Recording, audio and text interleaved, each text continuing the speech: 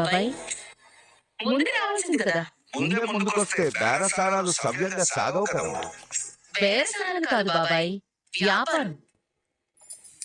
ఇక్కడ కొనేవాడికి అవసరం, అమ్ముడు పోయేవాడికి అవకాశం. అమ్ముడు పోకుండా ఉండేవాడు ఉండిపోతాడు. ఇందులో సిగ్గుపడాల్సింది లేదు, సరి చేసుకోవాల్సింది లేదు. నా దగ్గర నీ డబ్బు కమ్ముడిపోయే మనుషులు ఉండరు. నా వాళ్ళెవరిని నీ డబ్బుతో కొనలేదు. పోయి మీ మామగారితో చెప్పు. అందరూ మంచివాళ్ళే ఉంటే మంచిదే కదా. పోటీకి టైం అవుతుంది బాబాయ్, పదండి వెళ్దాం. ఇదంతా ఇప్పుడు వచ్చారు సార్, ఇప్పుడే వచ్చాం బ్రదర్. ఊరికి అలా వెళ్తుంటే నువ్వు కనిపించావు, ఆగాం అంతే. పారు, నీకు క్లారిటీ వచ్చిందా? అందుకే ఈ మనిషి ఇంటి దగ్గర ఉండమని. పదండి. ఐడియా నీది, తిట్లు నాకు. దీనివల్ల వాడేంటో తెలిసింది కదా, మరి మనం ఎలా గెలుస్తామే చూద్దాం. ముందైతే పది లోపలికి రా. అట్లా వంటల పోటీ మొదలవబోతుంది. 2 రెస్టారెంట్లకు సంబంధించిన చెఫ్లు ఇక్కడికి రండి. కిరణ్ మేడం, మీ చెఫ్ ఎక్కడ ఉన్నాడు? వస్తాడు. కిరణ్, నువ్వు అక్కడ నిలబడ్డావేంటి? మన టేబుల్ ఇది, తను ఎంచుకున్న చోటే తను నిలబడ్డాడు. దీప, తను ఎంచుకున్న చోట నిలబడ్డం ఏంటండి? తను మా షెఫ్. జోష్న రెస్టారెంట్ తరఫున వంట చేయడానికి వచ్చాడు. ఆ మాట నువ్వు కాదు, తను చెప్పాలి. కిరణ్, ఏమైంది నీకు? నాకేం కాలేదు సార్. ఏం కాకపోతే వెళ్ళి అక్కడ ఎందుకు నిలబడ్డావు? నువ్వు ఎవరి తరఫున వచ్చావు తెలుసా? నేను ఇప్పుడు డిఎం రెస్టారెంట్ తరఫున వంటలు చేయడానికి వచ్చాను సార్. రేయ్, ఆటలుగా ఉందా నీకు? ఏం రెస్టారెంట్ తరఫున వంటలు చేయడానికి రావడం ఏంటి?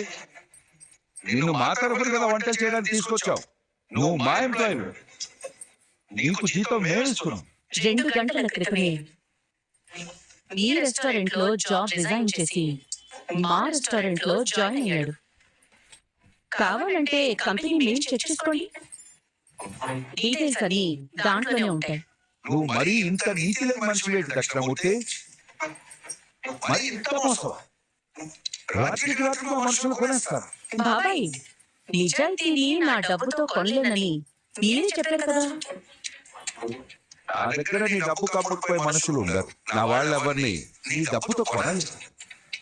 అది తప్పని నిరూపించానంట. ఏంటమ్మా ఇది? వాళ్ళ షెఫ్ మన రెస్టారెంట్ లో జాయిన్ అవ్వడం ఏంటి? ఆహా, తెలియనట్టు నటించినంత మాత్రాన నీ మోసాన్ని ఇక్కడ ఎవరు శ్రమించదు దక్షిణమూర్తి. నేను నా కోడలతో మాట్లాడుతున్నాను కదా, కాస్త ఓపికగా ఉండండి. ఎవరిని ఎవరు క్షమించాలో తర్వాత తెలుసుకున్నాం. చెప్పమ్మా, శివనారాయణ గారి రెస్టారెంట్ లో షెఫ్ మన కోసం ఎందుకు నిలబడ్డాడు? దీనికి నాకు సమాధానం కావాలి. సారీ మాయ గారు, మీకు ముందుగానే చెప్పుండాల్సింది. ఎందుకు చెప్పలేదు? నేను చెప్పింది విన్నాక మీకు అర్థమవుతుంది. ఏంటమ్మా అది? నిన్న రాత్రి ఈ షెఫ్ నాకు ఫోన్ చేసి ఈ రెస్టారెంట్ లో జాయిన్ అవుతాను మేడం అన్నాడు. వద్దని చెప్పాలి కదా. ఎందుకు చెప్పాలి? నాకు షెఫ్ అవసరం ఉంది, నా దగ్గర అతనికి అవకాశం. ఇంతకు ముందు ఎక్కడ చేశావని అడిగాను.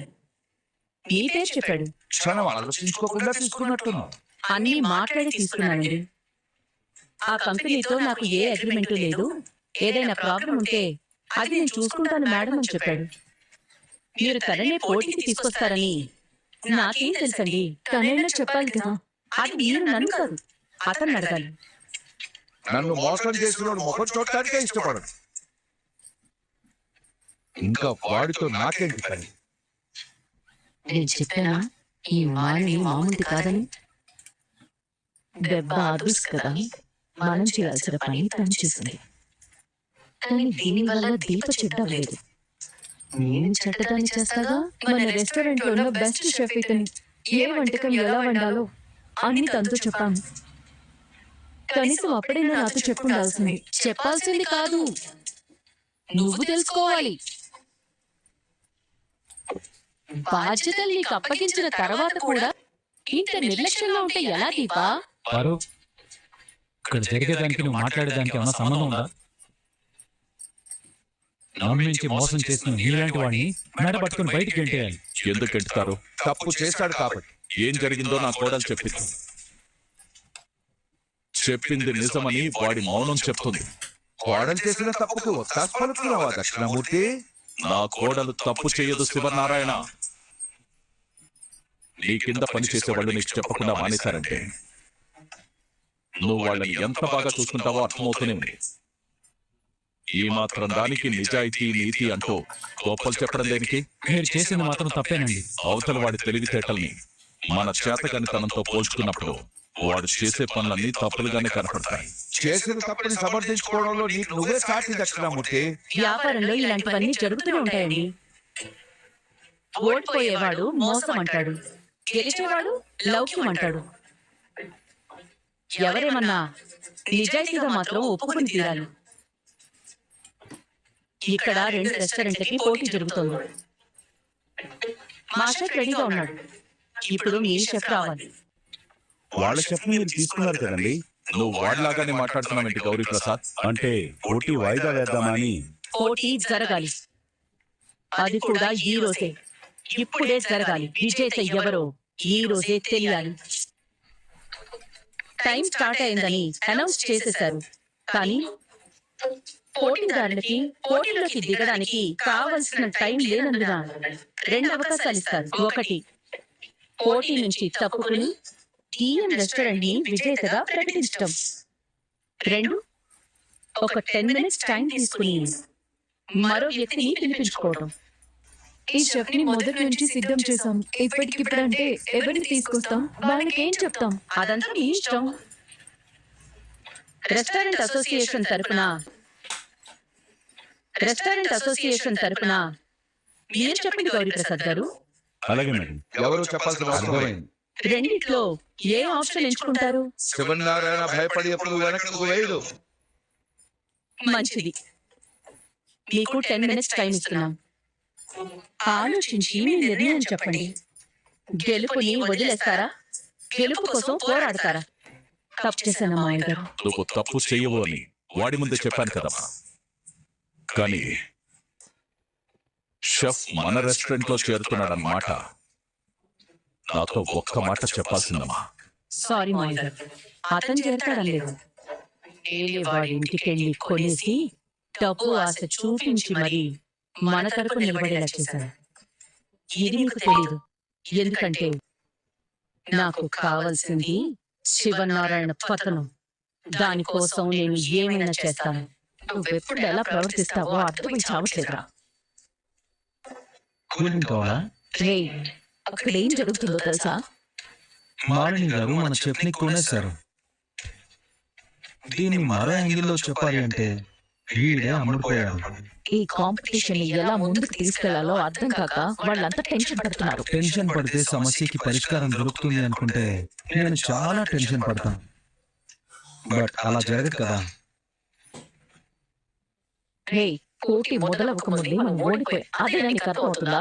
నువ్వు కోరుకున్నట్టే జరుగుతుంది కదా. ఓడిపోవాలని నేనెందుకు అనుకుంటాను? నీ గురించి నాకు మళ్ళీ ఎందుకు నా దగ్గర నటిస్తావు? నువ్వెందుకు వచ్చావో, నీకేం కావాలో ముందు అది చెప్పు. ఓకే, స్ట్రైట్ గా పాయింట్ వస్తాను. నాకు నీ హెల్ప్ కావాలి. నేనేం చేయాలి? నా సైడ్ ఉండాలి. సైడ్ అంటే? నేను చెప్పింది వినాలి. ఇప్పుడు ఎలాగో వింటున్నాను కదా. ఈ వినడం కాదురా, కాస్త వివరంగా చెప్తావా? సేమ్ ప్రాబ్లం ఫుడ్ ఆర్డర్ విషయంలో కూడా వచ్చింది. అదే మన ఆఫీస్ లో. అది క్రియేట్ చేసింది నువ్వే కదా. కానీ ఇక్కడ షెఫ్ వెళ్ళిపోవడానికి కారణం నేను కాదు కదా. సరే చెప్పు. ఇప్పుడు ఏం చేయాలో అర్థం కాక అందరూ సొల్యూషన్ కోసం ఆలోచిస్తున్నారు. నువ్వు వెళ్ళి సలహా ఇచ్చే సాసు ఏదో ఒకటి చేస్తావు. చేయొద్దంటావా? హెల్ప్ చేయొద్దంటాను. నేనేం వెళ్ళి వంట చేయట్లేదు కదా. నువ్వు ఏదో ఒక రకంగా హెల్ప్ చేస్తావా, కానీ అది చేయకూడదు. ఇక్కడ ఇలా కూల్ డ్రింక్ తాగుతూ కూర్చోవాలా? నేను చెప్పింది చేయాలి. ఎందుకు చేయాలి? ఈ ఒక్కసారి నువ్వు నా వైపు నిలబడు. ఎందుకు నిలబడాలి? నీకేం కావాలని ఇస్తాను. ఆలోచించి మాట్లాడు.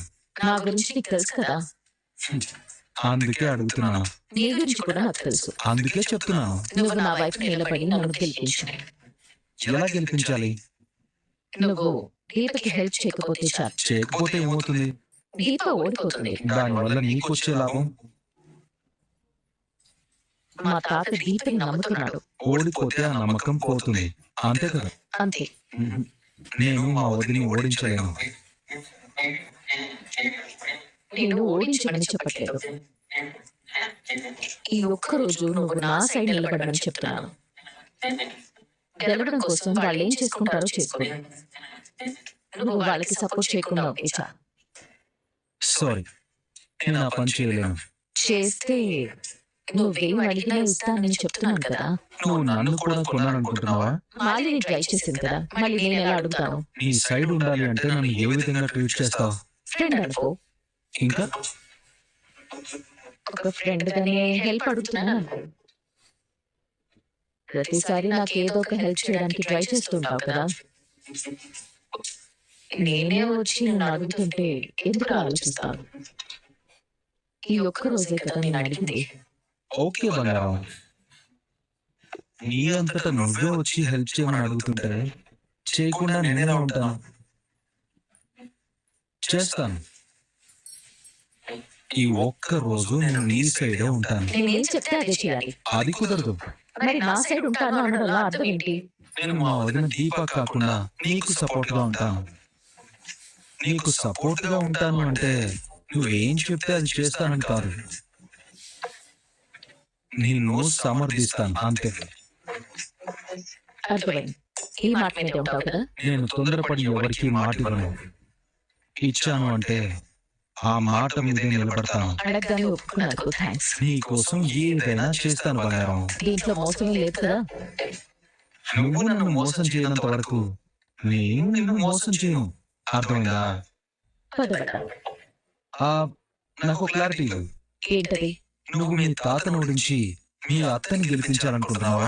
కాదు, నేను గెలవాలనుకుంటున్నాను. రెండు ఒకటే కదా. కానీ ఇద్దరు ఒకటి కాదు. నన్ను క్షమించండి మామయ్య గారు, తప్పు నాది. ఈ పోటీలో పాల్గొందామని నేను అనకుండా ఉండాల్సింది. ఇలాంటిదేదో జరుగుతుందని నేను ముందే ఆలోచించి ఆగిపోయింది. నిజాయితీ లేని మనుషులతో పోటీ అంటే వెనక ముందు ఆలోచించకుండా నిప్పులు చేత్తో పట్టుకోవడం. మరి ఇంత మోసం చేస్తారా అనుకోలేదు తాత. తప్పు మన వైపే ఉంది బావా. నిజాయితీ లేని మనిషికి మన పరువు కాపాడే బాధ్యతని అప్పగించము. ఈ మాట నిజమే దీపా, కానీ ఈ మాట నువ్వనకూడదు, మేమనాలి.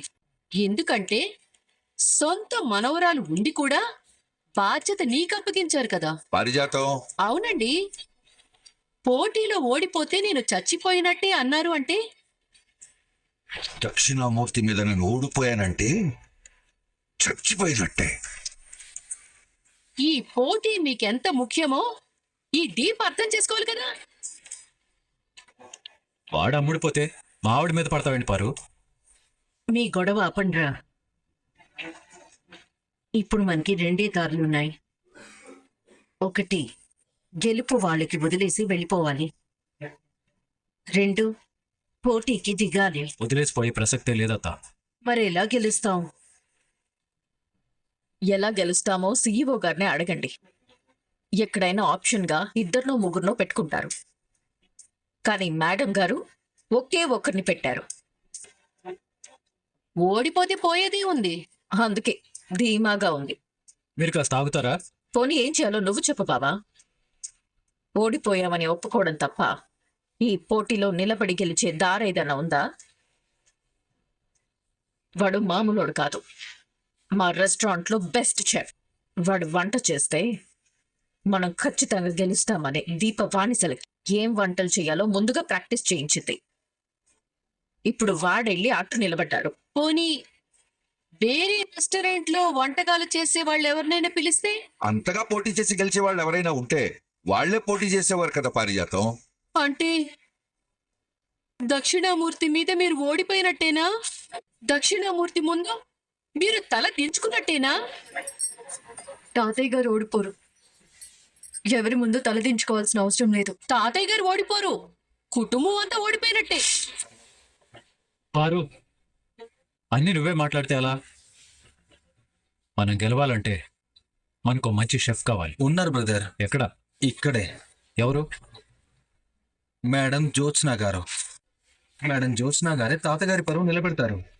అవును జ్యోత్స్న గారు, మీరే మీ ఫ్యామిలీ పరువు నిలబెట్టాలి.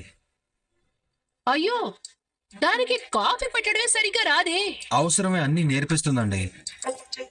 ఒరే నాయనా, పోటీ 5 నెలల తర్వాత కాదు, 5 నిమిషాల తర్వాతే. అయినా పర్వాలేదు, జ్యోత్స్న గారే వంట చేస్తారు, తాతగారిని గెలిపిస్తారు. బ్రదర్, నువ్వేం మాట్లాడుతున్నావు అర్థమవుతుందా? జ్యోత్స్న చేత వంట చేయించడం కంటే ఓడిపోతామని ఒప్పుకోవడం బెటర్. లేదు బ్రదర్, జ్యోత్స్న గారు వంట చేస్తారు. వీడేంటి నన్ను ఇలా ఇరికించాడు? సపోర్ట్ చేయరా అంటే వంట చేయమంటాడేంటి?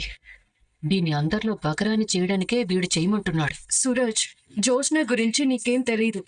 తను వంట చేయలేదు. అవన్నీ నేను చూసుకుంటాను కదండి. మీరు పోటీల దగ్గరికి వెళ్ళండి. మా అమ్మాయికి ఏమీ రాదు బాబు. నన్ను మీరు నమ్ముతున్నారా లేదా? నమ్ముతున్నాను. దీప గారు, మీరు? నమ్ముతున్నాను. నా దగ్గర ఒక ప్లాన్ ఉంది, మీరు వెళ్ళండి. మేం పోటీకి రెడీ అని కూడా చెప్పండి. నేను జ్యోత్స్న గారిని తీసుకొస్తాను. ప్లీజ్, మీకెవరికి నా మీద నమ్మకం ఉన్నా నాకు ఈ అవకాశం ఇవ్వండి. బ్రదర్ ప్లీజ్, నువ్వైనా నమ్ము. మనల్ని మనం నమ్ముకోవడం తప్ప వేరే ఆప్షన్ లేదు బ్రదర్. ఏం జరిగినా కంపెనీ సీఈఓగా దీపు తలదించుకోవాలి, చైర్మన్గా మా తాత తలదించుకోవాలి. ఎవ్వరూ తలదించుకోరు. మీరు వెళ్ళండి ప్లీజ్. తాత, వెళదాం పద. ప్లాన్ ఏంటో తెలియకుండా ఒంటరాని మనిషితో పోటీకి ఎలా వెళ్తావురా? సూరజ్ నమ్మకంగా చెప్తున్నాడంటే మనం నమ్ముదాం తాతయ్య గారు. సరే సూరజ్, నేను ఒకడిని నమ్మాను, వాడు మోసం చేశాడు. నిన్ను నమ్ముతున్నాను, ఏం చేస్తావో చూస్తాను. పదండి వెళ్దాం. అయ్యో, ఒరే కొండముచ్చాడా, నా మనోరాలి పరువు తీయడానికి కాకపోతే నువ్వెందుకు నా మధ్యలో దూరడం? కార్కి బ్రేకులు తీసింది మీరే అని నాకు తెలుసు.